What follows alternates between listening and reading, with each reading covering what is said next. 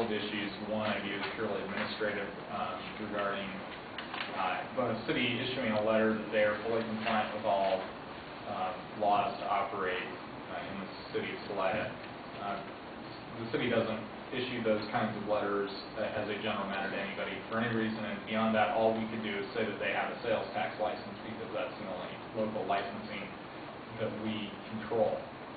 And the second piece of their request is to lift the moratorium that you put in place, the city moratorium, which took effect prior to the state moratorium, for purposes of allowing them to apply for a conditional use permit for a grow operation.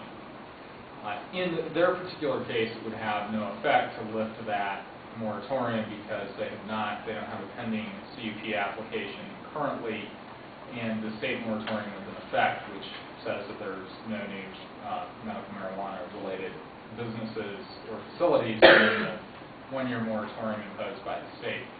There is, however, and I didn't speak to this morning when I gave you some background on this, and I apologize for that. There is another operator in town who did submit a conditional use permit application after your moratorium went into effect and before the state moratorium went into effect, that it would have the effect if you lifted your moratorium that the city could process that application because it was validly filed prior to the state moratorium.